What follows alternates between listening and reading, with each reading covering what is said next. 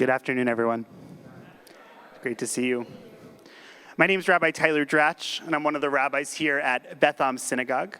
And I'm also offering greetings on behalf of our senior rabbi, Rabbi Daniel Berg, who's home in COVID quarantine, but sends a warm welcome. And I know that he's watching the program through streaming this afternoon. And we are so glad that you're here at Beth Synagogue in person together for this special event. And thank you so much, Daniel Sokatch, for being here today. So can we talk about Israel? It's not a complicated question, and yet the stakes are incredibly high. For what if we can no longer talk about Israel? Could it be that the stakes of the conflict, the emotions involved, perhaps misinformation has made it impossible for us to have any dialogue about Israel within the Jewish community and beyond? That's a scary thought. And it's especially scary at a time like now, when we need to talk about Israel. At least 14 people have been murdered in senseless terrorist attacks throughout Israel that were praised by several Palestinian movements. And this threatens the sense of safety and well-being for everyone who calls Israel home. In recent months, Israeli police have evacuated Palestinians from their homes in Sheikh Jarrah, and the Israeli settlement expansion continues as part of a decades-long occupation of the West Bank that continues to threaten a viable two-state solution. And all of this is happening amongst larger shifts in the conflict, with Israel signing new peace agreements with Arab nations, the Abraham Accords, and opinions about Israel and Palestine and the American Jewish community continuing to shift every year. So we need to talk about Israel. In the Jewish community, we have to especially be able to have difficult conversations. Next weekend, Jews will sit down for their Passover Seders. They'll tell the story of the Exodus and relive an ancient struggle, perhaps the ancient struggle, a fight for freedom over oppression. We know that the story of Pesach, of Passover, persists because it connects our past, our present, and our future. We reflect on our history, our collective Jewish mythology, and we know that we need to be able to use our voices to advocate for peace and justice, especially in Israel, a place where half of global Jewry lives. We have to be able to speak against violence in all of its forms, to be people who lirdof shalom, who pursue peace. So in 2022, with this moral mandate in front of us, thank God for Daniel Sokatch. Daniel is the CEO of the New Israel Fund, an organization committed to helping Israelis build a society that ensures complete equality for all of the nation's inhabitants. Through their grantee organizations, they support essential work on the ground in so many sectors. And it's building a movement of peace and justice throughout the region. And in his new book, Can We Talk About Israel?, Daniel gives us an essential baseline of history and knowledge to have a real conversation about this conflict in all of its nuances and complexities, or at least many of them. He knows that we need to talk about Israel. And hopefully this conversation today and this book will inspire us not to shy away from the complexity and to join him and all those who do the work of envisioning a future of peace and justice in Israel and Palestine. And interviewing him will be our most capable and talented moderator, Tom Hall. Tom is not only able to get us to talk about Israel, he actually can get us to talk about anything. As the host of the popular WYPR show Midday, he interviews politicians, community leaders, artists, doctors, scientists, and even Daniel Sokatch last week.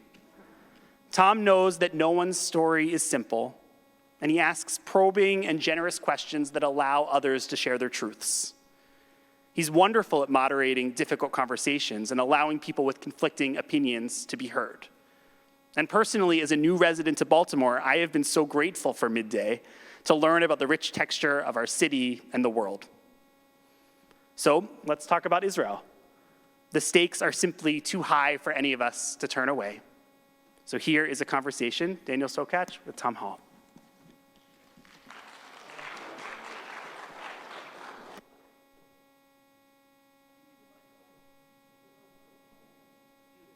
Thank you, sir.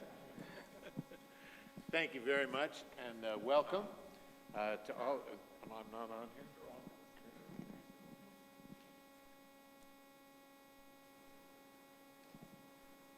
Is that better? There you go. you may regret saying that. You never know. But thank you very much. It is always such a wonderful honor and privilege and pleasure for me to be on this bima.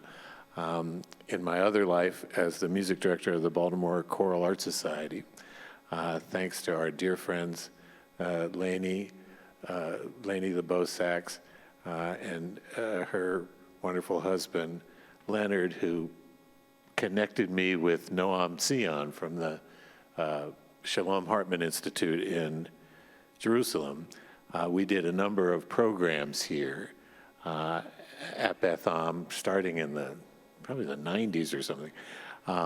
And they are some of the most wonderful memories of my time as the music director of the Choral Art Society. It's always a great honor to be here. And I want to give a shout out to my neighbors and wonderful friends, Rabbi Daniel and Rabbi Miriam Berg, both of whom are waylaid with COVID, and we hope that you are going to recover as quickly as possible. And I am delighted, Daniel, to meet you in person. We had a good time talking on the radio, but you were somewhere out of San Francisco, I guess. I think so, yeah.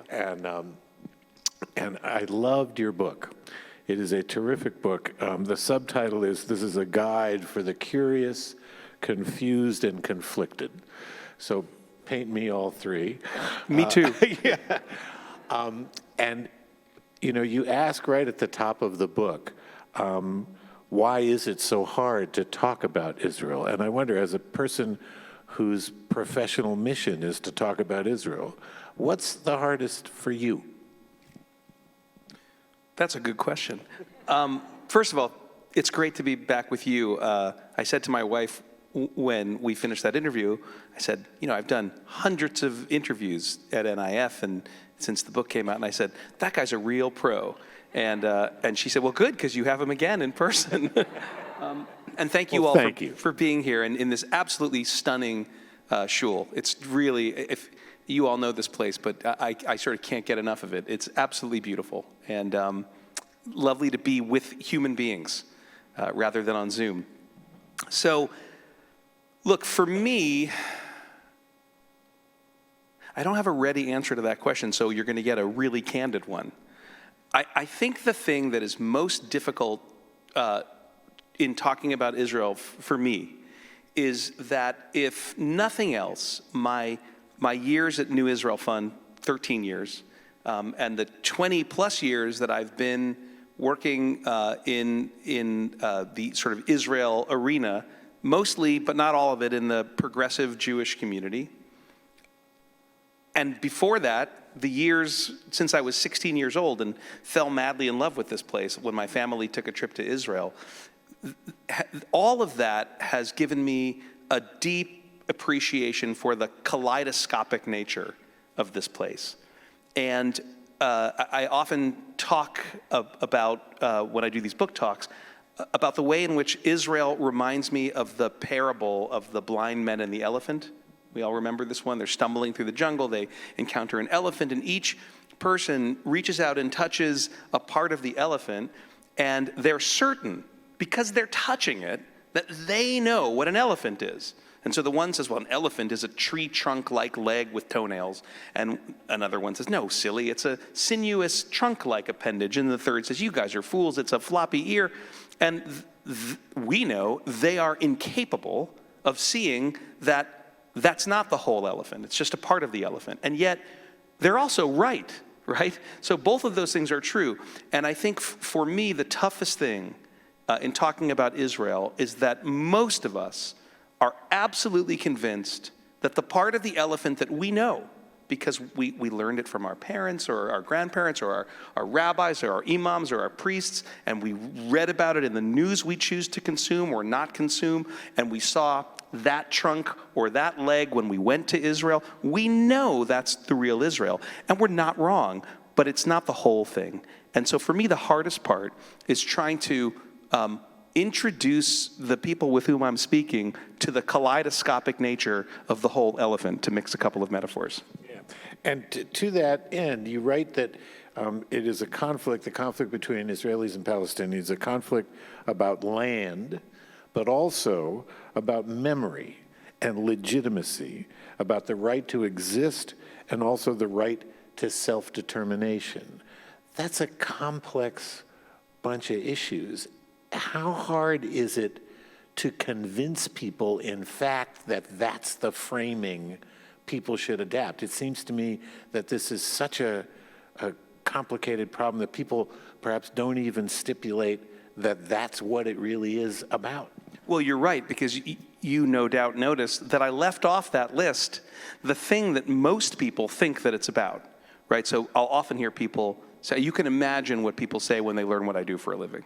The jokes. You'll be in business you'll always have a job. But what most people think this is a thousands-year-old conflict between 2 or 3 religions. Now, there's always a religious dimension to this conflict, and alarmingly, that dimension, in my estimation, is growing, right? As the conflict evolves from the one that you read the description of that I wrote, into one that is increasingly characterized by a fanatical, theologically based, or I'll just say religiously based, sense of a zero-sum game, right? For the gunmen of Hamas or Islamic Jihad, or the rocketeers of Hezbollah, or the olive tree uprooting settlers of the ultra-religious settlements, this is a religious conflict. And it's in danger of tilting into one, but it's not actually at its basis a religious conflict. So part of unwinding that, or unpacking the conflict, is recognizing the essential, or one of the essential truths, which I think is not, it's not necessarily intuitive for us until or unless we come from particular perspectives, and that is, we can hold 2 seemingly contradictory truths at the same time. By the way, it's ironic to a certain extent that that's so difficult for us, those of us who are Jews, because our tradition has all kinds of midrashim and stories that say we have to walk around as if we hold in one hand a scrap of paper that says, "For my sake the world was created," and in the other, "I'm nothing but dust and ashes." So we shouldn't be strangers to this notion that we can contain multitudes, to be Whitman-esque for a second. But too often, it's not, as they say in Hebrew, muvan me'lav. It's not obvious to people that you can love and be concerned with Israel and be concerned with the plight of the Palestinians, that you can hold the legitimate connection to this place and importance of this place to both of the parties. And you can hold the real legitimate traumas and painful histories of both of the parties. And you can hold the righteous victimhood, as the author Benny Morris, the Israeli historian of both of the parties, puts it, without having to sort of choose a right side and a wrong side. So I think that's why I wrote that sentence about what is at the core of the conflict, because the good news is you can solve problems that are about real estate and land, and you can even, it's hard, but you can address trauma, and you can address painful, terrible pasts. I don't know how you solve a problem that is a religiously clear one to the 2 sides. Yeah, and that is a central dilemma here. You ask the incredibly provocative question, for Jews and non-Jews, does there really need to be a Jewish state? What is the reaction you get from both sides of this conflict when you pose that question? I mean, you have the audacity to pose that question. Well, I think from the side that thinks that there does need to be one, if they read the book, then they feel, okay, well, he agrees. But the reason why I asked that question in the book is because of a talk I did in a synagogue, I can't remember where it was, years ago, a New Israel Fund talk, and what I remember is, it may have been St. Louis, but a young man had come with his parents, and he was 20-something, and they were so happy that he'd come to this talk. But then in the Q&A, he raised his hands, and he asked, why does there need to be a Jewish state? And you could just look at the parents and go, oh no. But I said, look, I understand why you're asking that question. Right? I totally get why you're asking that question, because, for many of us sitting here in 2022 and looking at what's happening in the world right now, The notion that there could, in fact, be a single democratic entity that secures the rights of everybody is preferable to an ethno-nationalist state. And actually, for me, in a perfect world, I'm a patriotic American. I think that is the best arrangement of all the bad arrangements that people have come up with. But the problem is, we live in the real world.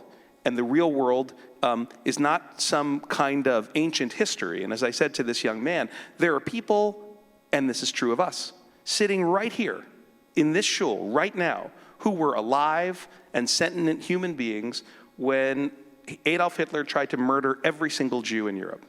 And so there's not a theoretical or abstract rationale for the state of Israel.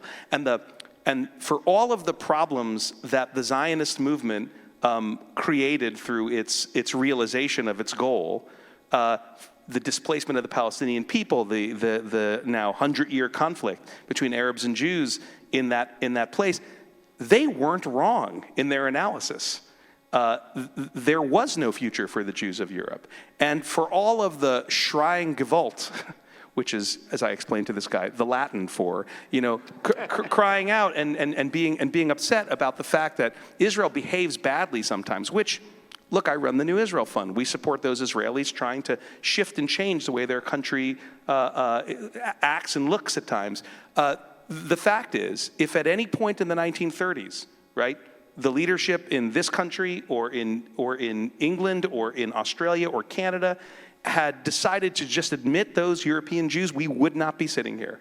Because, in my opinion, the pre-state Yishuv, the Jewish community in pre-state Israel and Palestine, would have ultimately probably withered and blown away like many other utopian ideals.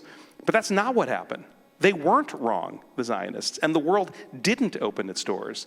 And I remember, I write in the book about standing in front of the Anne Frank house after we had visited it when my daughters were young, and my oldest was maybe 11 or 12, and she looked at me and she said, when I explained to her that there was no place that would let the Anne's family escape, for a little American Jewish kid, that's a pretty harsh thing, sitting in beautiful Amsterdam. And she said, but Dad, why can't there be one place in the world where if people are trying to murder all the Jews, they could go to be safe? And my wife said, that's what your dad works on every day. And so I think that that this notion of why there needs to be a Jewish state is one that we have the luxury of asking from our perspective now. And the question that I gently urge people who want to ask that question to consider in return, which is I think a reasonable question for people to ask, the question in return is, how can we help ensure that the state that was built to be a refuge for the Jews is as good, fair, and humane and democratic as a place for all of its residents and its neighbors as it possibly can be, not whether there needs to be one in the first place. Is the answer to the question, why does there need to be a Palestinian state, come from the same place? This is why I said that thing to my wife about you as an interviewer. It does. Look, the conflict is full of ironies, right? In fact, at a certain point, one of my editors said at Bloomsbury, which was a great publishing company to work with for this book, she said, you use the word ironic 40 times. And I said, oh, to be clear, I intend to. And she said, as long as you intend to, then you can. But one of the ironies of the conflict is that, of course, it is the existential threat to the condition of the Jewish people that causes the displacement, by the way, at the hands of Europeans, that causes the displacement of the Palestinian people. As David Ben-Gurion, of all people, said, this guy who could be brutal in his pursuit of the state and who succeeded in building the state, he said, yes, there was the Holocaust, there was Auschwitz and anti-Semitism, but what is that to them? All they know is we came here and took their home. And I think that embedded in his brutality was at least this understanding of what had happened. It wasn't the fault of the Jewish people that they had to flee to Israel to survive. And it wasn't the fault of the Palestinian people that happened, and they had done nothing wrong and were displaced by it. And then, of course, to complete this choreography of displacement, 700,000 Jews from the Middle East and from North Africa were displaced in response to those countries reacting against the birth of Israel. Almost the same number of Palestinians who had been thrown out or who had fled. So this story of this choreography of displacement is one of those ironies. The Palestinian condition of statelessness and the need for self-determination for the Palestinians in their own homeland should be the people in the world who should understand that the best, in a sense, are the Jews, and some of them always have done. But again, as I write in the book, one of the poignant ironies that struck me as I was writing is Menachem Begin, when he was prime minister. Remember, he makes peace with Egypt, reluctantly, but he does it, and thus removes, well, with a lot of help from Jimmy Carter and Anwar Sadat, he removes the one existential threat Israel had faced up to that point in its existence, the mighty army of the largest Arab country. And he can come to terms with giving back the Sinai to Sadat. And he can come to terms with Sadat and even consider him to be, a colleague, because he understands Sadat. He understands what it means to be sort of this national leader looking out for your territory. And the irony is he never understands the Palestinians, right? His blind spot is he can't see the legitimacy of the Palestinian national movement, this leader of the Irgun. And so, yeah, there are parallels like that we see throughout the history of this conflict, starting with the fact that the Palestinian national movement really is in many ways a response to the Jewish national movement of Zionism. And it's the opposition to Zionism that really, as you write in the book, defines what the Palestinian movement is.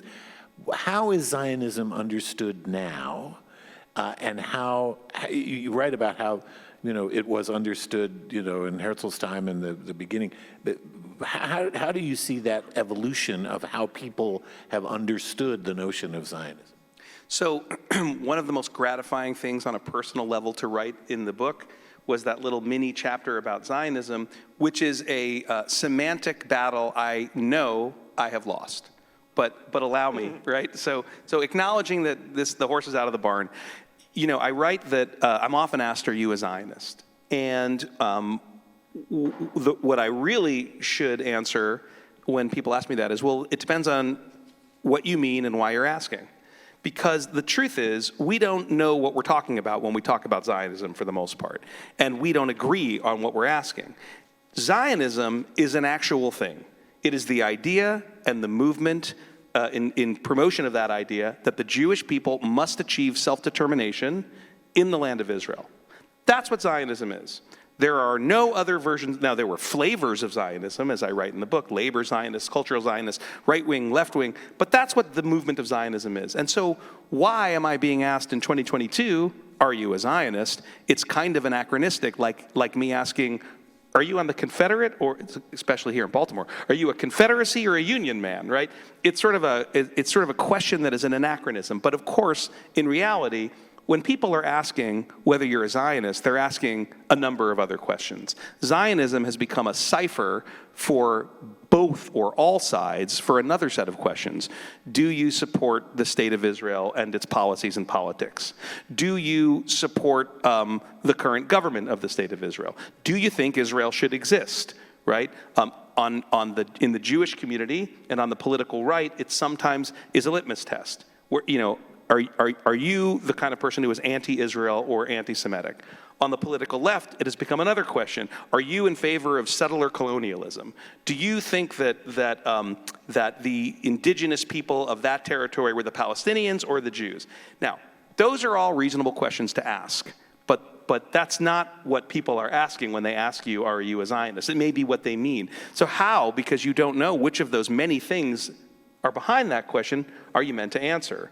For me, I say, in Israel's Declaration of Independence, its founding document, the framers of the country set out a vision for Israel as a homeland for the Jewish people, in their words, a place for the ingathering of the exiles, and an open and equal society guaranteeing equality for all of its citizens, regardless of race, religion, ethnicity, or gender.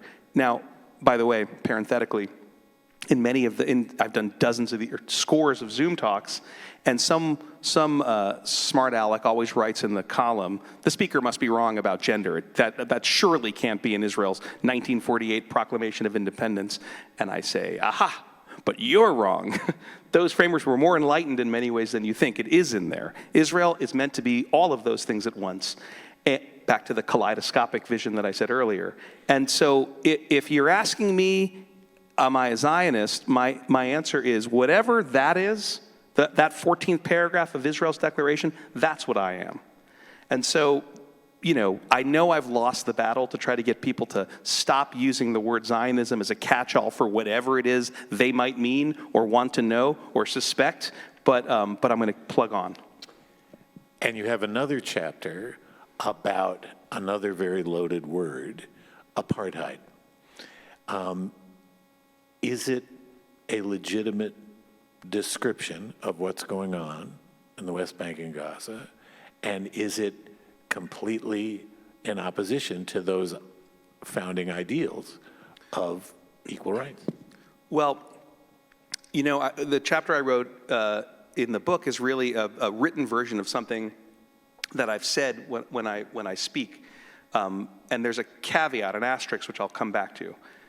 What I write is, if you give me an open-minded, intellectually honest group of ultra-critics of Israel, but they're intellectually honest, right? Right-wing critics, left-wing critics of Israel, and you let me take them up and down the length and breadth of the state of Israel within the Green Line, that is the 1967, before 1967 borders of the state of Israel, today referred to as Green Line Israel. And you let me introduce them to Israelis from every walk of life. Jews, Arabs, Mizrahim, Ashkenazim, Ethiopian and Russian immigrants, people who live on the periphery, people who live in the center, rich and poor, religious and secular.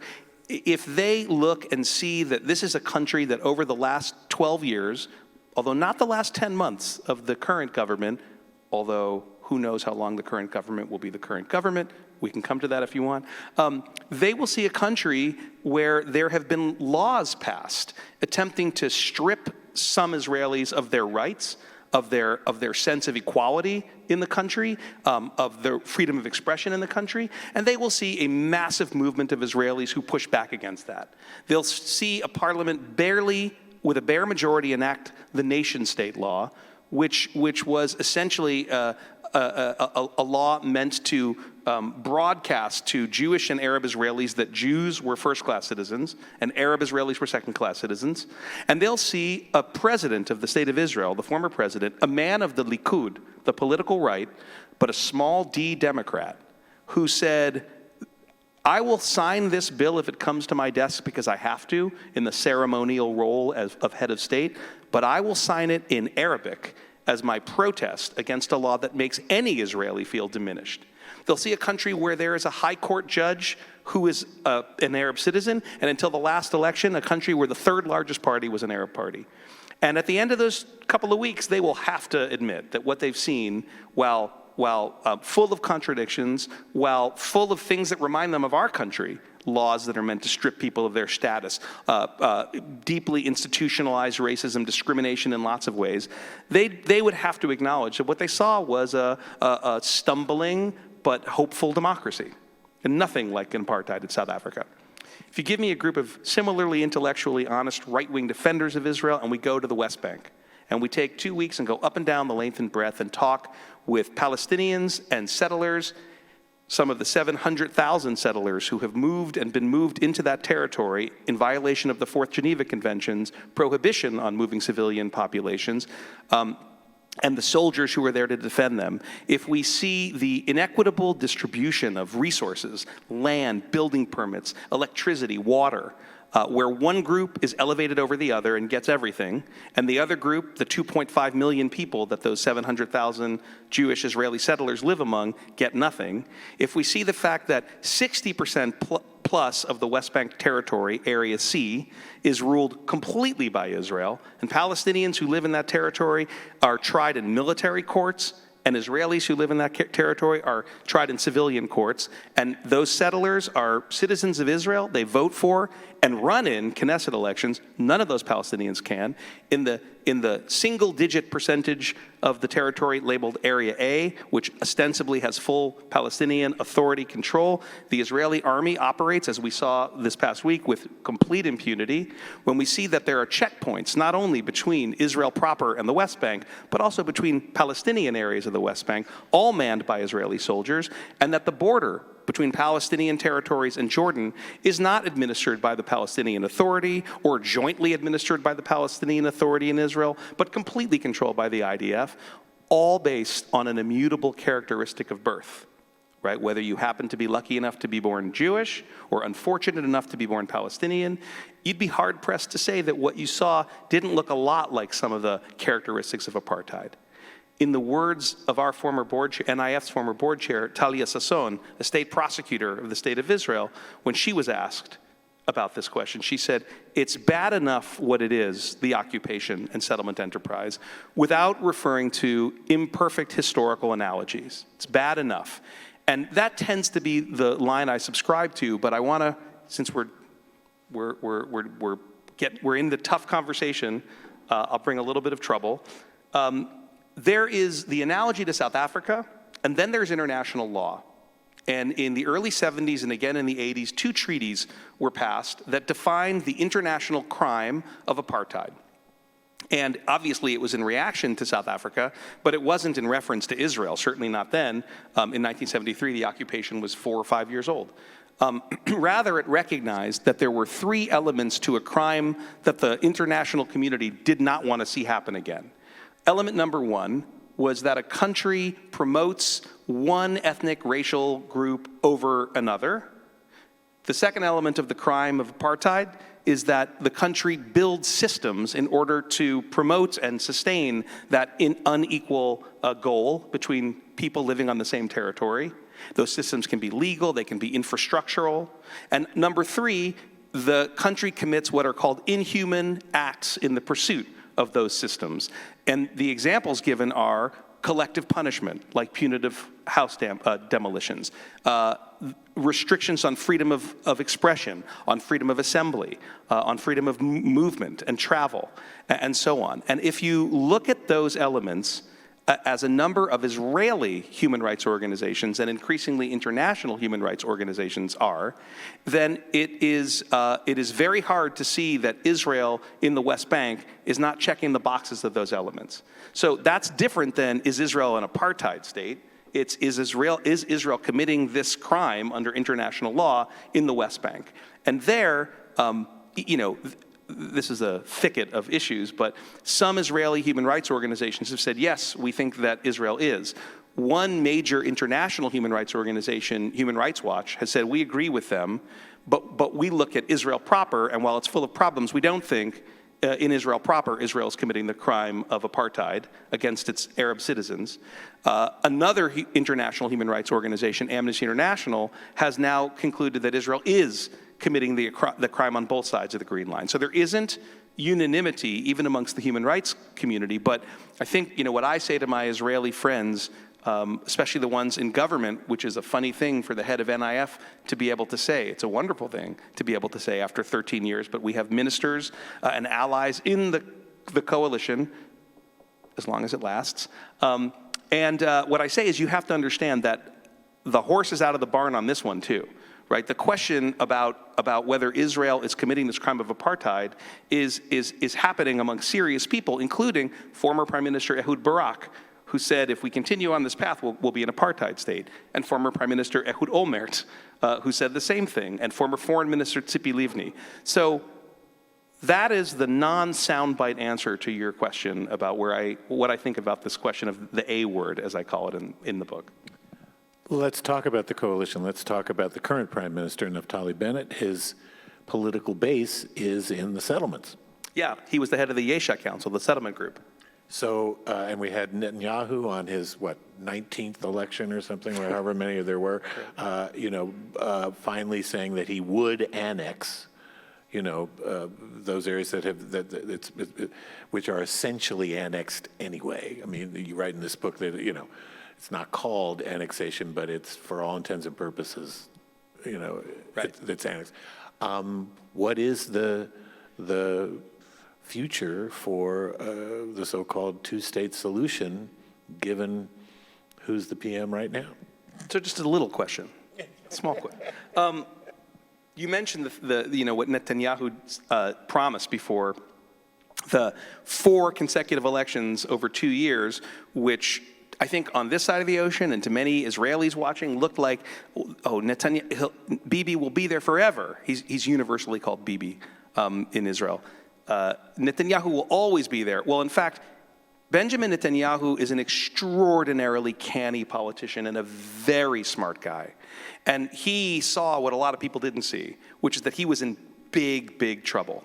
Because this country is supposed to be, so right-wing. There's a lot of what's written about Israel is about how crazy right-wing it is. But the fact is, Israel is a country that is divided on a knife's edge, like our country. And the polls that we see right now, which are not good when it comes for the way Israelis and Palestinians think about the two-state solution, which is the heart of your question, are snapshots in time. They're reactions to the moment that we're in, and things can change.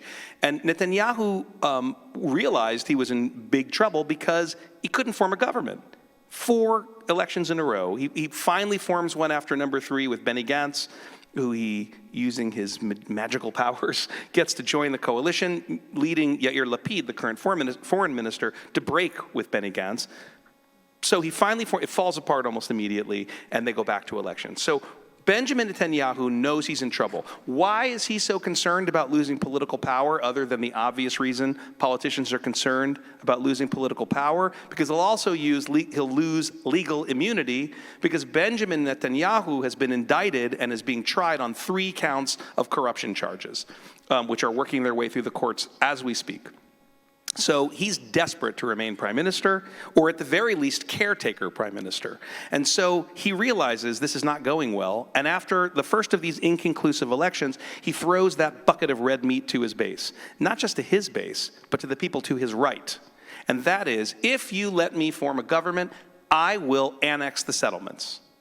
Right? Now, Benjamin Netanyahu, I haven't spoken with him about this, but as I said, he's a very smart guy, and he knows as much as anybody that here the old proverb of why buy the cow when you get the milk for free applies, right? What is Israel's largest trading partner? Anybody know?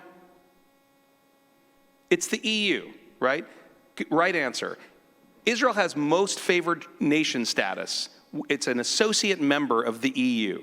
The EU has a law called meaningful differentiation about products made in the settlements, projects made in Israel proper. That's because it absolutely does not recognize the settlements as legal. By the way, with the exception of the former guy, there's no international government that recognizes the settlement enterprise as legal. So Benjamin Netanyahu is thinking to himself, what am I going to do? I had to say this to try to get the votes I need to make a government, but I don't actually want to annex these settlements because the EU is going to remove my most favored nation. They're going to have to. It could be just possible that there won't always be Donald Trump as the president of the United States. This is not a great situation I'm in. And it's made worse by the fact that then Donald Trump is the president, and he says, go right ahead. Go right ahead and annex those. It's right there in the Abraham Accords. So Netanyahu finds himself up a tree, and there's no ladder to get down.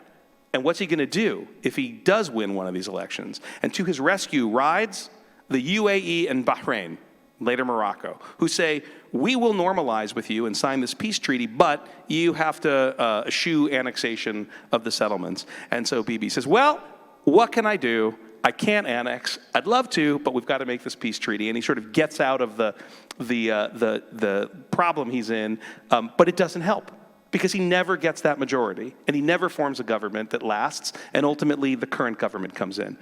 And I tell that long story because it's important to recognize that the question of annexation, the other A word, right? The question of annexation is not as easy as it seems to those who are afraid that the Israeli right wing, given the chance, will immediately eat up the settlements. Because you have the most hardline right-wing prime minister in Israeli history, Benjamin Netanyahu, who didn't do it when the president of the United States said you could do it. Then you have an even more hardline when it comes to the settlements prime minister in Naftali Bennett, and he says, yes, we will never stop building settlements, but meanwhile, you know what he's done? Stop building settlements. And the reason, of course, is because of Benjamin Netanyahu. Nobody wants Benjamin Netanyahu back in office other than his core base of supporters, but it could happen because of the coalitional politics of Israel. So this coalition is a Frankenstein's monster of parties of the right, center, left, and Arab sector. And it's united over one thing initially, and that is a belief that Bibi has to go. The slogan of the campaign, the numerous campaigns that Israel went through over the last couple of years, were the opposition's line was "Rock Lo Bibi." 3 words, just not Bibi, they meant. There were different reasons why the different parties to the coalition didn't want him, but they were united in a sense that he was leading Israel over the edge of a cliff. And so there was also the need to pass a budget. COVID had been raging, and there was no new Israeli budget. So this coalition withstands there's an election in April, a war in May, and intercommunal violence spills over into Israeli cities, but the coalition manages to pull it together and turn itself into a government. Naftali Bennett has 6 seats in the parliament. He has 1 fewer now. And he is given the premiership by the massively underrated, what did Bush the second say? Misunderestimated? Was that his great Bushism? So we all misunderestimated Yair Lapid, who was a talk show host who wore a suit with a T-shirt under it. And he did something no Israeli politician had ever done before. He put his ego in his back pocket. His party is more than twice the size of Bennett's party. He said, you go first, because I need a block of right-wing parties. There's 3 small right-wing parties. There's 2 medium-sized centrist parties. There's 1 left-wing party, and there's 1 Arab party in this government. I mean, think about that. The Rubicon was crossed. There has never been an Arab party in government in the state of Israel before. And so they're united in their opposition to Bibi. And so Bennett, whatever he truly believes about annexation or the settlements, can't move too far in any direction. And the Meretz and Labor parties of the left, there are 2 left-wing parties, sorry. The Meretz and Labor parties of the left, although they'd like to resume the peace process and do away with the settlements, they can't move in any direction. It's kind of the genius of this coalition. None of the most provocative acts that people in Israel want to do can be done because Rock Lo Bibi. But on, what was it, Wednesday? A member of Bennett's tiny little party bolted the coalition to the opposition. And I would like to coin a phrase here, but I'll need your help to do it. And I have failed thus far this week. I think we should call this, you can say it in Yiddish or Hebrew, Chametzgate in Yiddish, Chametzgate in Hebrew. Because the ostensible reason for the bolting, this ultra-right-wing MK, who had been under terrible pressure from the right-wing nationalist camp and from her husband, who did not want her to continue sitting in this government, claimed that the reason she left to go over to Bibi was because she had a big argument with the health minister about a rule that had been enacted under Bibi, actually, which ended the practice of searching guests or visitors to hospitalized Israelis for chametz during Passover. You heard me right. Before, they could search your bags to make sure you weren't smuggling in that cookie. And under the current coalition, they stopped this practice. And she said, for that reason, I must resign. And she's been promised the health ministry if Bibi comes back to power. So check your pockets before you visit your loved ones. So now there's no longer a governing majority. They have 60 seats in the coalition, and they need 120 seats. Why, you say, is Bibi not forming a government right now? Because in the opposition, in addition to the right-wing parties, are the 6 seats of the Joint Arab List, which was too progressive to join the coalition that exists right now. So Netanyahu needs 7 seats to be able to get back into power. And get this, if one more MK from the right-wing bloc of the coalition bolts the coalition, it triggers the rule in the agreement, and immediately Yair Lapid becomes prime minister. Suddenly you have a center-left prime minister. I know, I'm looking at all your faces, and I feel your pain, right? So this is the very complicated long answer to your simple question of what about that coalition right now? That is, I'm glad we've worked all that out now. We all understand it perfectly. I expect you all to be able to answer that quiz later. Yeah.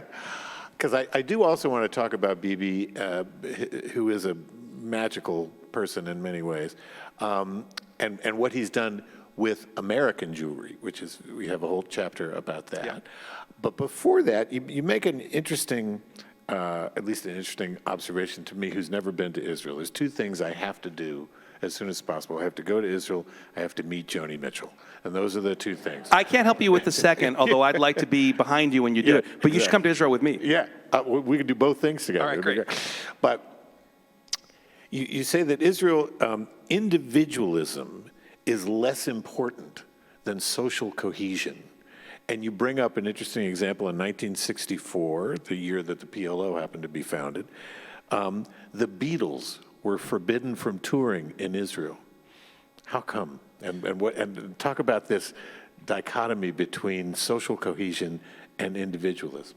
Yeah, and I want to say that the line about individualism and social cohesion, it's a very different situation today, although it still exists. In those days, it went by the term, which also changes its meanings, mamlachtiyut in Hebrew, which I guess you could translate as like statism or something. So Ben-Gurion knew he had this incredible problem, right? He's got these straggling refugees, these people who have been living there, like eking out a subsistence existence on these rocky farms in the Galilee or the Negev, and suddenly this influx of new survivors of the Holocaust. And they're all different, right? They're all different. And as he contemplates the bewildering need to having declared statehood and having fought back the attack on Israel by the surrounding Arab countries, he's thinking, how do I unite all of these different Jews and Arabs? And then suddenly, from the North Africa and the Arab states, as we said earlier, come 700,000 new people.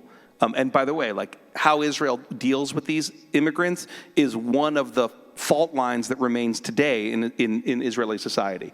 But Ben-Gurion is looking for a uniting factor, at least for the Jewish citizens of Israel. And he comes up with this idea, mamlachtiyut, he calls it. And the idea is that the collective, the Zionist enterprise, has now turned into the nation-building enterprise. And everything else has to be sublimated. So it's kind of an old socialist idea, right? Like you put your individual needs behind the needs of the collective. And the thing about the Beatles, I just love that, which is why I put it in the book. And there's a great quote that I found where someone very worried in the Israel broadcast agency was worried that the ill wind of sex and drugs and rock and roll would sweep into Israel. And they were worried that would erode the collective. And by the way, probably would, right?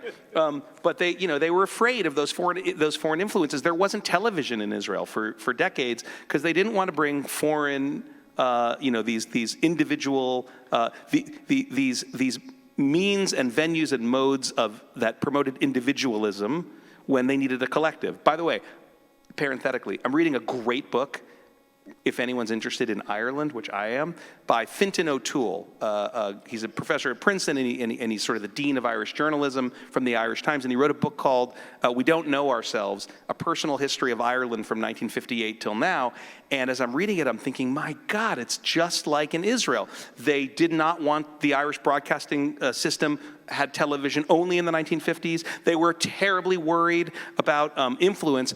The difference there, they were worried about sex, drugs, and rock and roll for sure from a Catholic position. But the irony for the Irish was what they were really worried about was influence from that bigger island right next door against whom they'd fought a 500-year struggle for independence. So they decided, well, we can't stop TV. Get this. So instead of BBC, we'll get all of our broadcast and entertainment from the United States, which didn't work out the way they had thought it would. So this is not something that is unique to Israel. This nation-building exercise in the 20th century all over had people who were worried about these influences. So that, and I think probably it was a critically important stage in Israel's development, but it left a lot of people behind. Mizrahim, Arab citizens, and now, of course, if you've been to Israel in the last, anytime since 1970s, I imagine, I started going in the 80s, while it may have more of a communitarian ethos in some quarters than we do,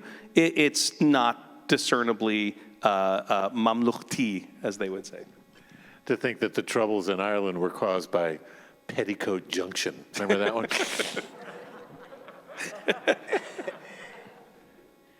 So I was shocked to learn in your book that the largest pro-Israeli organization in the United States isn't AIPAC. It's not several other the most prominent Jewish organizations. It's CUFI, Christians United for Israel. Yeah. Talk about how that came to be and your observation early in the book that the subject of Israel turns classic Jewish liberals into uber conservatives on one issue, but how Netanyahu in particular courted evangelical Christians as his next conquest. Yeah. Those are two different questions, obviously, but yeah. Right, but they are related, and because the answer to the first is the reason for the second.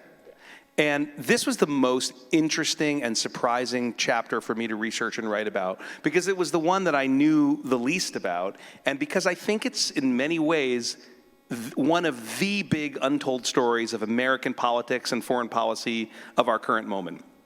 You know, not only has the Republican Party, you know, it's commonplace for people to say, well, the Trumpist movement has taken over the Republican Party, but the Republican Party has also become saturated with the evangelical, dispensationalist, Christian Zionist movement. And when you talk to Israelis about it, and when you say, why are you making common cause with folks who would like to see Jews as sort of the kindling for the apocalypse, or a bit player, or not even a bit player, a major player in their end times theology, you know, Israelis, I remember a general once said, I said, well, you know, they think that we're just pawns in their story. And he said, let them think. And and you know, maybe that's right. Maybe that's the way. But this kind of blew my mind, because I think if we're generous in our numbers, we can assess that there's somewhere between 20 and 25 million Jews and Palestinians on planet Earth, right? Somewhere around that number. 1/4 of the population of the United States of America describes itself as evangelical Christian, and 80% of that movement says that we are Christian Zionists. So that's about 83 million people. And Christian Zionism is not sort of a term that doesn't mean anything. It is a theology that is rooted in a lay preacher from England in the 19th century's invention of what he called dispensations, thus dispensationalists. And a dispensation is his word for a biblical era or an epoch. And dispensationalists believe, almost like Calvinists, I guess, that all of it is preordained, and that we're now in the penultimate epoch leading to the end times, the apocalypse, and that certain things have to happen for all of this to fall in line. And one of the things that had to happen, said this guy back in the 19th century, who comes up with this idea as the Zionist movement is gathering steam. And he's watching it from England, and he thinks, oh, this is God's plan. Those Jews need to return to the land of Israel in order to fulfill the prophecy that will bring the return of Christ and ultimately the battle at Megiddo, Armageddon, in northern Israel, which will usher in the 1,000 years of this, and then the judgment day, and then the end of the world. And he comes up with a figure. He says a third of the Jews, they'll all return. A third of the Jews will be lifted up, will convert and go to heaven. A third will die in this battle where they're the frontline troops, and a third will go to hell, right? So this theology, where we play a central, the Jewish people play a central role in Israel, grows and changes over the century until it becomes one of the core values of the evangelical Christian community. And so if you've ever wondered why it is that Jerry Falwell back in the 1980s said, the nations of the world, God will judge the nations of the world the way that the nations of the world judge Israel. What does Jerry Falwell care about Israel? And again, that's a person we've all heard of, right? That's not a fringe character. Avowed Christian Zionist Mike Pompeo, our immediate past Secretary of State, when he was a congressman before he was picked by Trump to take the position, said in response to a question from a Christian broadcasting reporter, do you think that Donald Trump is the new Cyrus? Right? Sent here to send the Jewish people to Israel. Pompeo said, yes, I do. I think there's a strong possibility that's so. So Cyrus, who remembers Cyrus, right? Remember David Koresh, the Branch Davidians, he took the name Cyrus, the cult leader, because King Cyrus was a Persian king, a biblical king, who was apparently a very flawed human being in terms of his personal morality and sexual morality, who became the mightiest leader of his day and who allowed the Jewish people, after their exile from Israel, to return to the land of Israel.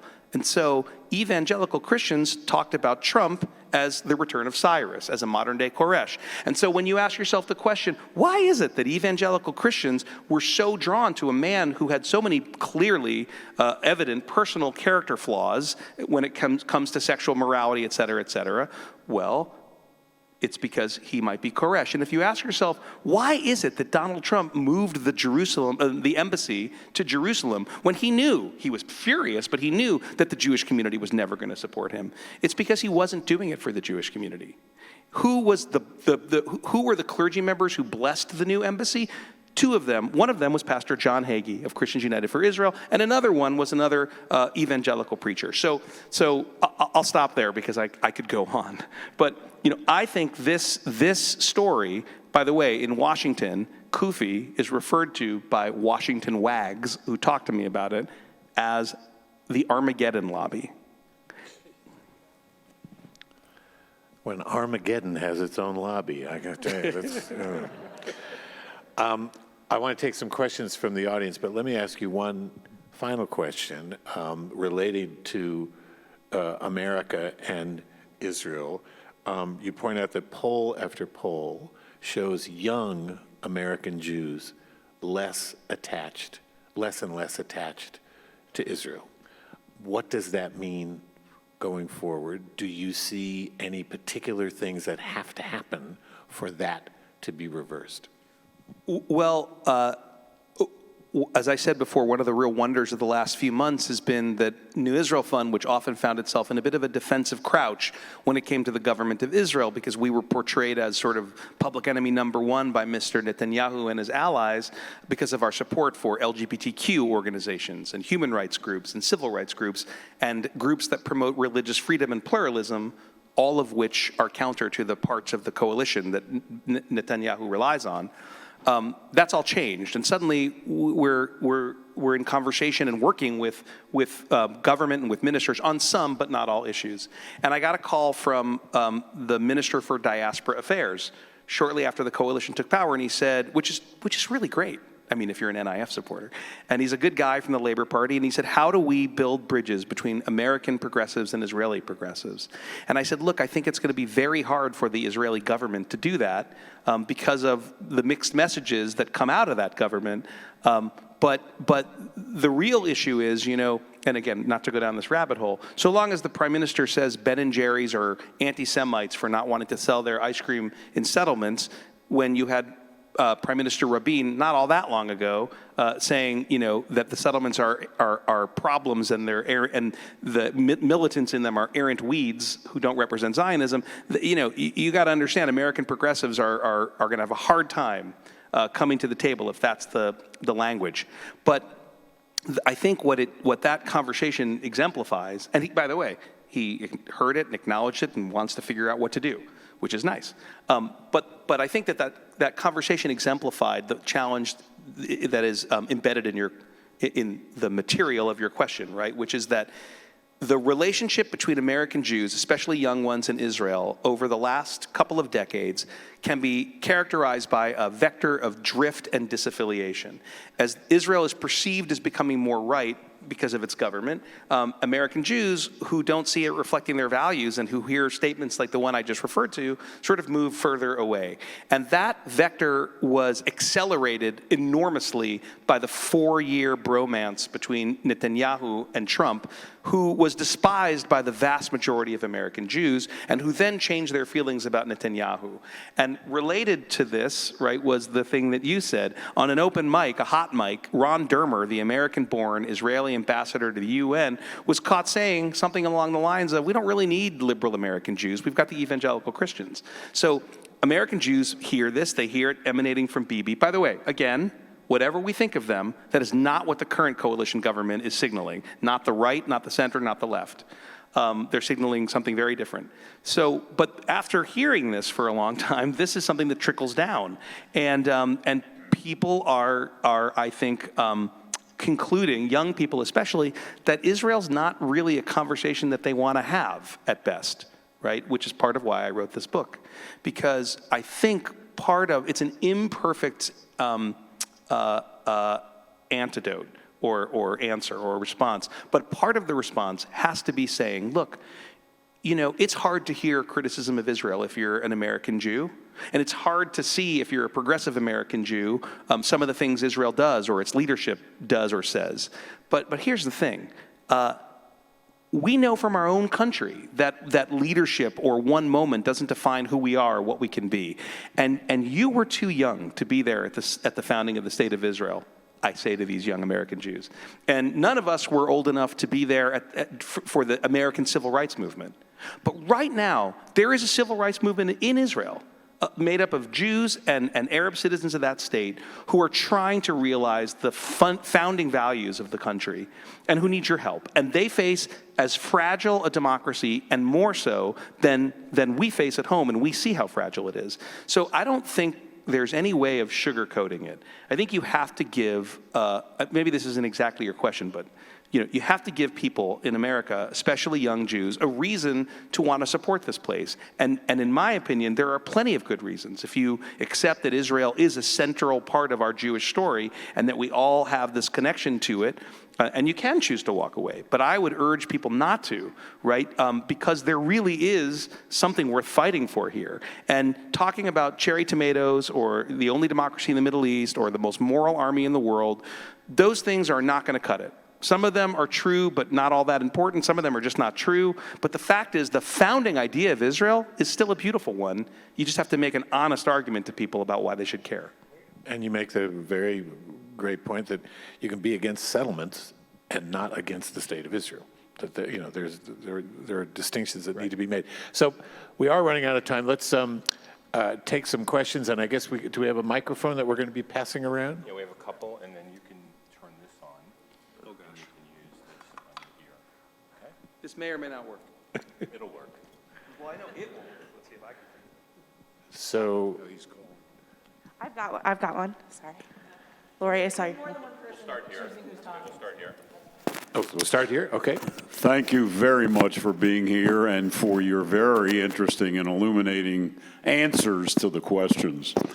In 1967, when Israel was attacked, Israel won from Egypt, the Sinai, the West Bank, and the Golan Heights. In order to make peace with Egypt, one of the things they did was to give back the Sinai. If Israel were to give back Judea and Samaria, from whom they won it, so to speak, it would be to Jordan, not so much the Palestinians, particularly in light of the fact that it is at least arguable that the Palestinians are not a true people with no history and none of the accoutrements, if you will, of being an organized society, so to speak. So would you speak to that issue in terms of today's world, of course? So, is this working? Can you hear me? Okay, great, thanks. Thank you for the question. I wouldn't agree with that characterization of the Palestinian people, but leave that aside for now. The argument that Israel and I understand the deep and sincere feelings behind the argument. There is an argument that who could Israel give the territory back to when it was occupied by Jordan? And for a while, there was an interesting argument to be made about that. But in 1988, the PLO recognized Israel and Israel's right to exist. And in 1993, the Oslo Accord sealed the deal that the PLO and Israel recognized each other. And Israel recognized the PLO as the sole representative body of the Palestinian people, turned into the Palestinian Authority. But more important than the diplomacy was this: the Israelis and the Palestinians, again, followed by the United States, the European Union, the Arab League, all recognized that the that the official outcome of the conflict needed to be a two-state solution. So I would argue that for the third, I think I've used this metaphor 3 times, for the third time, in a way, the horse is out of the barn, or the train has left the station, and 25, 30 years ago, the parties to the conflict and the folks who are going to have to be part of any resolution accepted a new paradigm, which is that there had to be a two-state solution, which again, is still the official position of Israel and the PA, as well as the rest of the countries that I just named, the United States, the EU, the UN, and the Arab League, which twice has put forward peace plans. So I guess my feeling about it, in a funny way, is my feeling about Zionism, which is to say we can argue over what, you can take the Sokatch position that Zionism just means the movement for the nation state of the Jewish people, but it's not a winner, because that's not, everybody knows we're talking about something different now. So we've got to, I have to engage on the real terms, as I said earlier. What are people actually talking about? And I would argue that my friends who take the position that there's no obvious address for negotiations have to also really wrestle with reality. That talking point was dispensed with, in my opinion, completely 30 years ago during Oslo and in every subsequent agreement. And again, it's now the position of all the parties to the conflict. But beyond that, I'll say something that Ari Shavit, who wrote a book called My Promised Land, a few years ago said. And Shavit wrote, and Shavit is sort of a center lefty kind of guy, but no radical. And he actually believes, and I don't want to say as you do, because I don't know what you believe, but he believes that there's no real partner for peace at this point in time. But he says, but even if there isn't a partner for peace now, what possible justification do we, Israel, he's an Israeli, have in putting one more brick on one more building in the settlements, which the world and Israel recognize one day have to be part of the negotiation? So I guess that's where I come out when it comes to that question.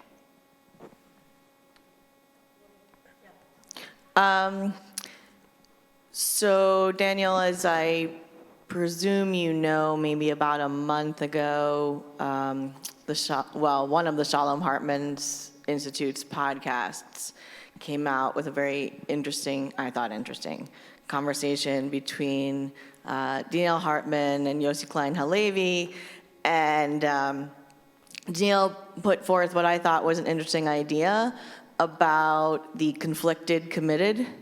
You're nodding, you heard it. Yeah, we all, right. It was one of I those assume great, other people haven't necessarily heard it, but I'm very curious as to your reactions to his comments generally. Does that strategy make sense for you? Is there some kind of a progressive project about that, or is it just more think tank? Would you summarize for all of the people here, just summarize what he means by? Yeah. So this is a big think tank in Israel that gets most of their money from America. And he basically says that right now in the Israel conversation, there's the unconflicted committed, meaning like the hard right-wing Israel right or wrong, Zionism in every meaning of the word, etc.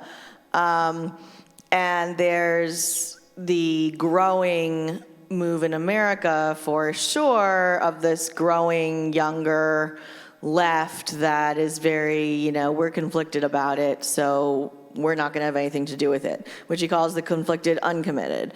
And so he says that he is part of the conflicted committed, as an Israeli and a rabbi and so on.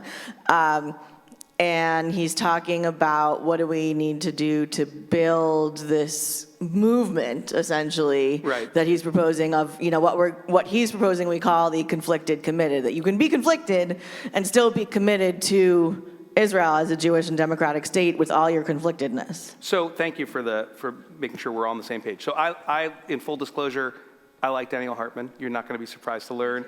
And Yossi Klein Halevi is a really interesting character, a guy who was a hard right-wing, sort of an adherent of Meir Kahane, who has become, I wouldn't exactly call him a left-winger, but a very sensitive, intelligent, he's an Israeli-American commentator on the conflict and a person who's trying to build bridges.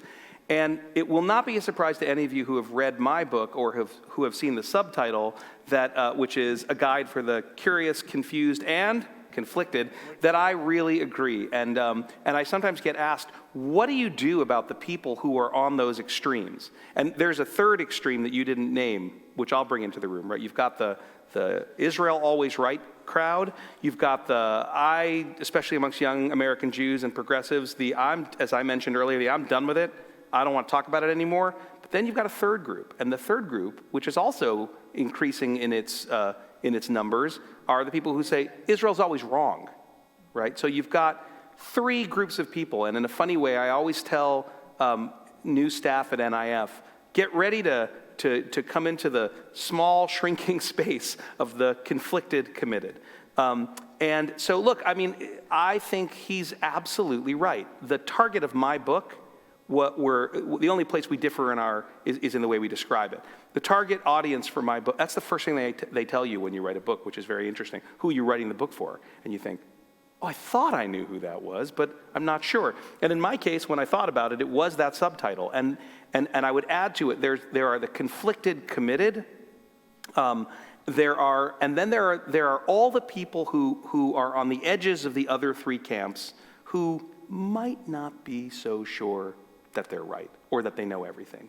And so I think that building the base of those people who can approach this subject, especially, Danielle and I both love the conflicted committed because they haven't been given a reason to engage. But I'm also interested in the people who are, not one thing and one thing only, and who are open to hearing. And in my years of doing this work, you find that a lot of people, they just know they're part of the elephant, and they feel strongly about it and protective of it. But when they recognize the other parts of the elephant, they can say, okay, I see that there's a reason to engage. So again, that's who I'm looking for, and I know that's who he's looking for. And I still believe in my heart that that's the biggest number of American Jews and British Jews and Australian Jews.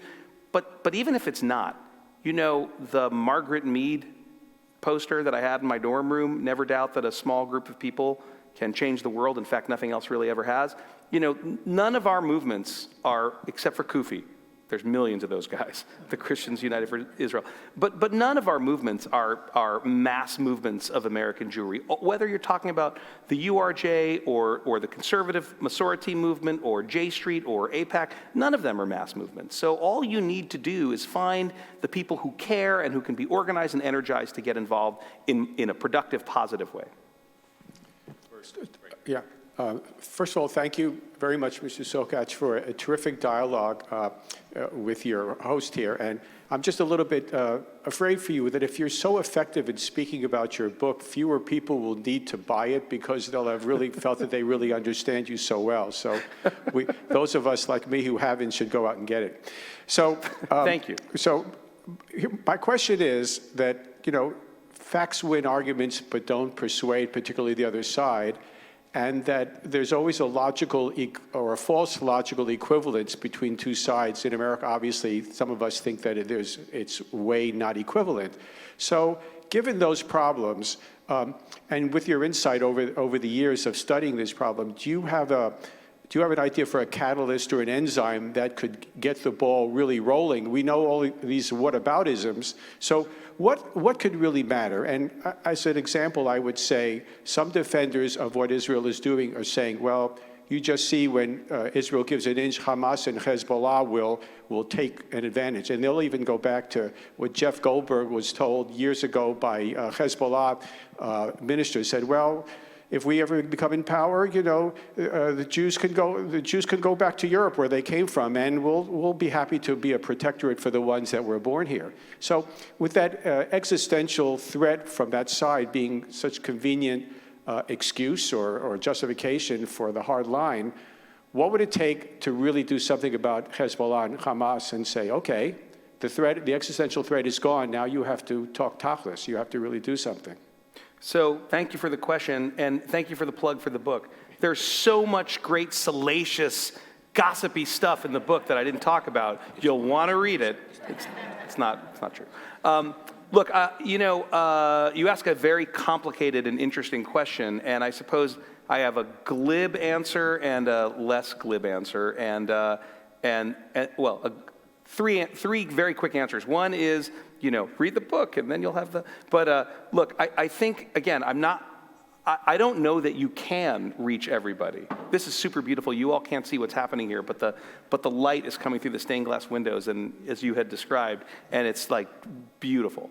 And of course, what I always say is to people, come to Israel with us, as I said to Tom, and then you'll see that complexity. But your question then moved into the fascinating area of Hamas and Hezbollah.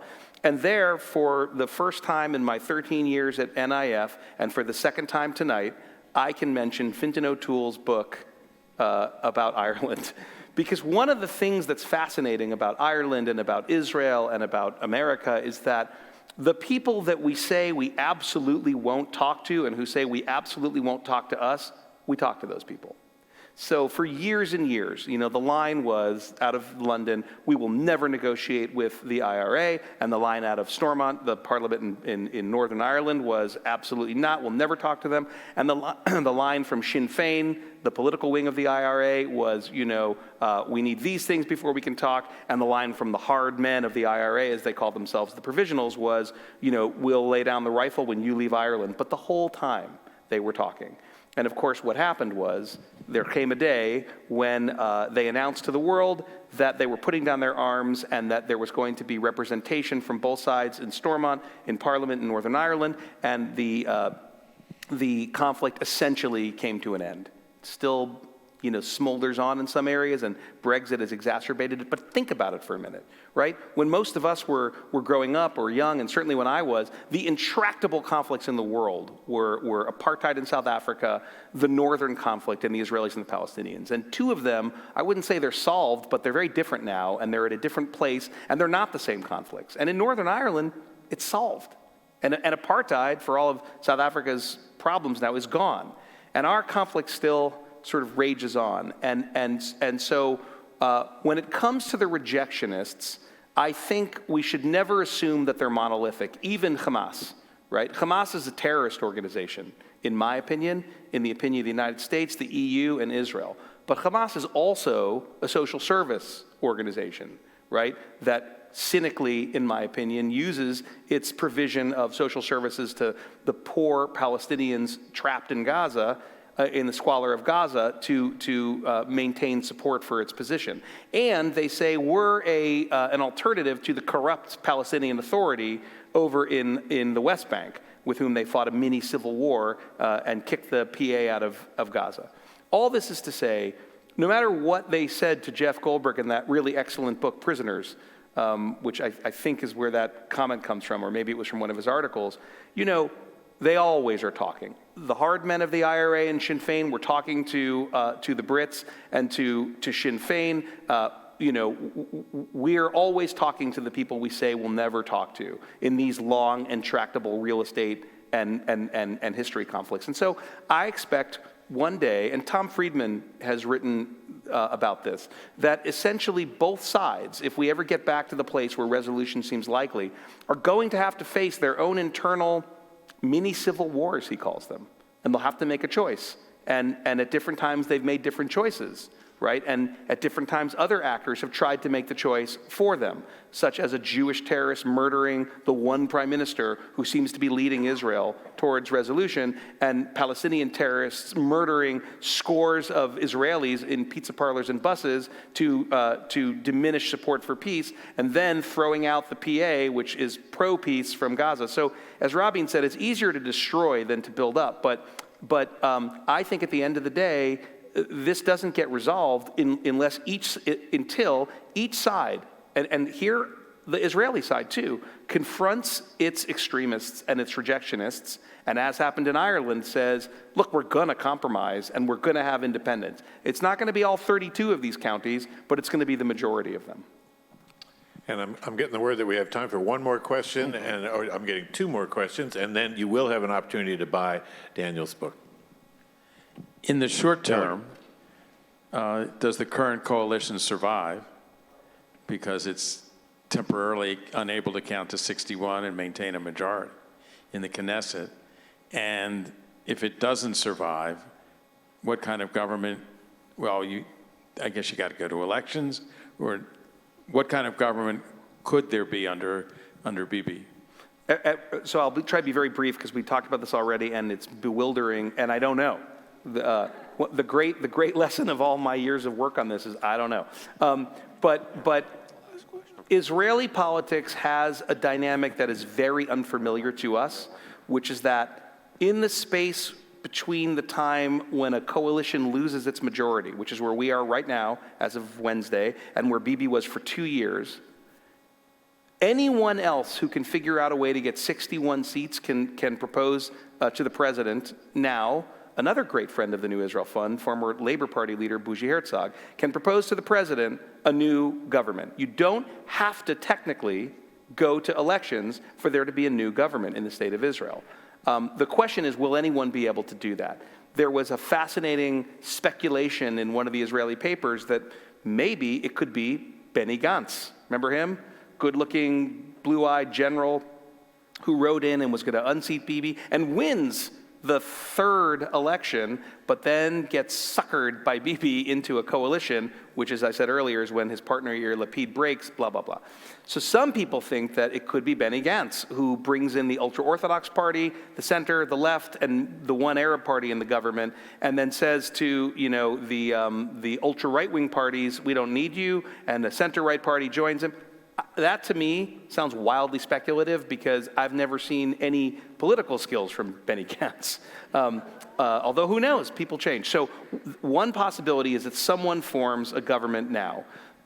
In my opinion, a more remote possibility is that Netanyahu forms a government because I don't think he can pull together 61 seats, but I've been wrong plenty of times before, and maybe he can. Meaning the most likely scenario is that we remain in some kind of caretaker mode with either Naftali Bennett continuing to serve as prime minister or, as I said earlier, if one more member of the ultra-right bloc bolts, then Yair Lapid serving until either the government falls over the wrestling around the 23 budget, which has to happen eventually, or they go to new elections. And if the government falls, they go to new elections anyway.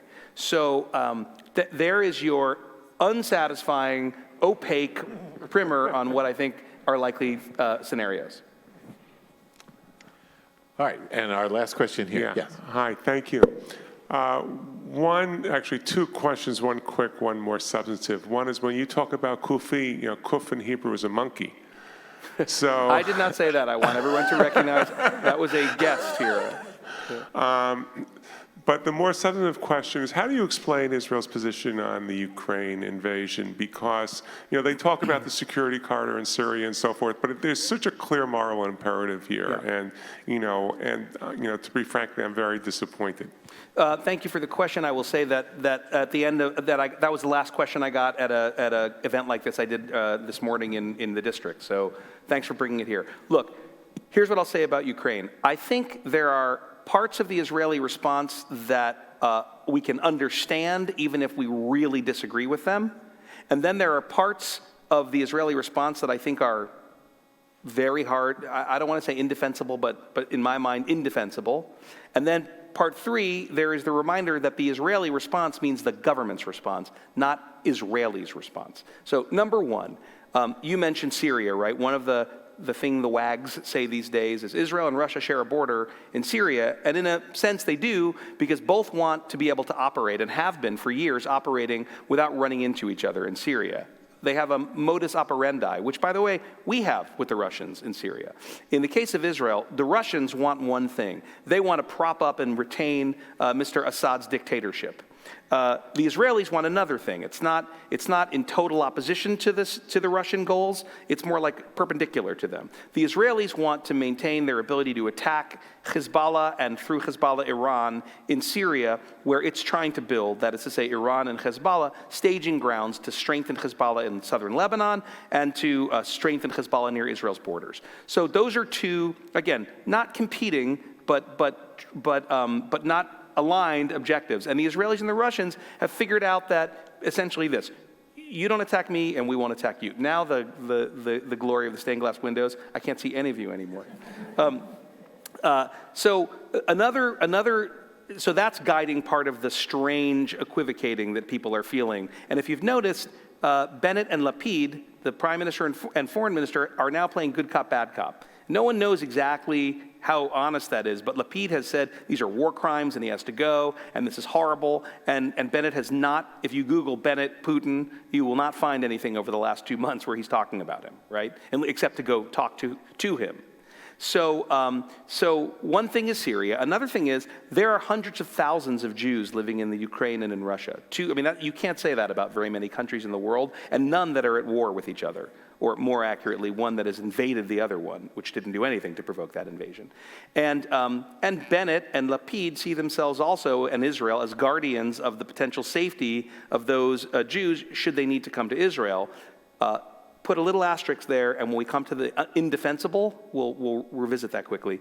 And then finally, penultimately, there are hundreds of thousands of Jews living in Israel who are Ukrainian and Russian by national origin, and so there are domestic considerations that the politicians have. And then finally, there is the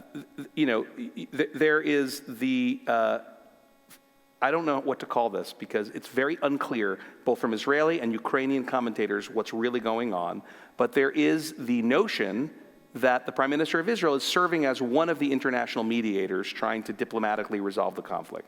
So again, I don't know how much is really there. Certainly the Israelis are putting forth that idea.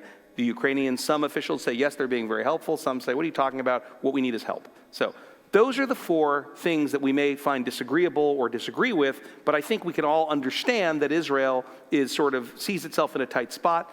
Many of us would say, your closest ally is the United States of America. You don't really have anything to worry about in that department, so get with the program. We've never asked anything of you, nothing, and we're asking this one thing, and it's so obviously moral. Then we move to the indefensible, in my opinion, and the indefensible is related to this. First, Zelensky addresses Knesset as he's done so many parliaments in the Western world and broader world. And if you're reading the news, what's the big takeaway that it seems many of the MKs from the right wing have, their vocal takeaway about Zelensky, the Likud? They're outraged that he dared compare what was happening in Ukraine to the Holocaust. This as the Russians destroy Holocaust memorials, and even before the revelations at Bucha are in the news, right? Now, that is not a good look, and it's not going to age well. And then there's the matter of refugees, where Interior Minister Ayelet Shaked of Bennett's Yamina ultra-right-wing party initially said, we'll take 10,000, and they have to be halachic Jews, and we can't take any more, and by the way, we can't give you medical services when you're here. In response to this, our grantee, Physicians for Human Rights, said, bring everyone who needs refuge in. We will open up clinics, and the doctors of Israel will give you free care. So it was a beautiful moment. She got enough pushback from civil society organizations, the NIF community, and from the coalition partners who are not from the ultra-right wing that she sort of went back. She went back and has revised her decision, and now they're trying to figure out how to facilitate refugees. But again, trying to distinguish between Jewish and non-Jewish and halachic and not halachic, and you don't get medical care, and maybe it's only 10,000, and that's not a good look, and it's not going to age well. And those are self-inflicted wounds. The last thing I'll say, so we can end on at least something of a positive note, is point 3. Israel is more than the government of Israel. Israel is civil society representing the citizens of Israel. And there, Israelis have been very clear where they stand. From the mayor of Tel Aviv, who broadcast Zelensky's address to Knesset on City Hall, on the walls of City Hall in Tel Aviv, to the thousands and thousands of Israelis who are rallying and demanding that their government accept more refugees, and the civil society organizations that are pressuring in order to accomplish it. And the last thing I'll tell you before we end for the evening, for the afternoon, is, I told our communication staff on both sides of the ocean, let's remember that this is not about New Israel. Whenever there's an Israel issue, we are eager to show the great work of our grantees and of our folks on the ground. And I said, let's not center ourselves in this. It's not about us. I'm proud if we talk about the good work that the grantees do, but this is a bigger thing. And we all agreed. And I get an email last week from the Israeli communications team, and they say, can we talk about this? Timidly. And I read the email, and it's the story. It's a Reuters news story. And it details how a small NGO identified a massive Russian disinformation campaign that you've all heard of. It was the one on social media that attempted to portray the attack on the maternity hospital in Mariupol as a Ukrainian hoax, right? Fake news. Well, this NGO put together, its brilliant hacker-type people, put together a dossier that showed exactly and exposed who was organizing this.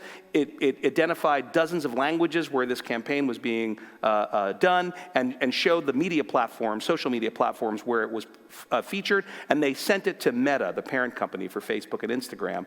And Meta looked at it and immediately pulled the hundreds of posts in dozens of language of this disinformation campaign and vanished it from social media. And I'm thinking, this is a great story, but why did they send me this story?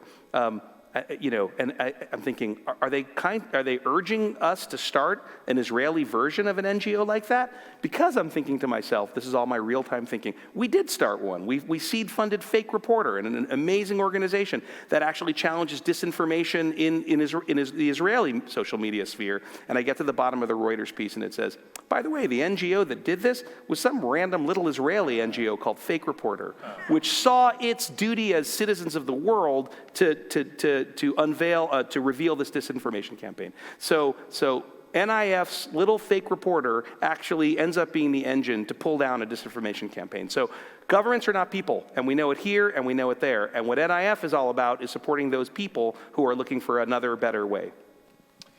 The book is called Can We Talk About Israel? And we need to talk about Israel with erudition and sensitivity and perspective. And this book and your comments this afternoon have done a lot to aid and abet all of those really important things. Daniel Sokatch, everybody. Thank you. And books will be available in the back. Thank you, Tom. That was fantastic. I get to just say a few words of gratitude. First to some of the NIF local council members, Aaron Levin, Carol Zettelman, Janine Rothschild, Liz Minkin-Friedman, and Ernest Foss, and also to two people who really helped put this event together. First, Talia Herkowitz from the Regional Director of New Israel Fund, and Janine Fryer, a New Israel Fund board member. I just want to thank Tom for moderating this conversation. And Daniel, every time I hear you speak, you make me more curious and more confused and a little bit more conflicted, but you do this amazing thing. You make me more hopeful that I have a role to play in this to help build Jewish civil society in Israel in all of the ways. So I hope that people will go to New Israel Fund's website and learn more about this incredible work and how to get more involved. We also hope you'll visit bethonbaltimore.org and that you'll come to this space many, many times again. So thank you so much. And thank you for all of the NIF supporters and for everyone for being here. And books are being sold in the back. Thank you.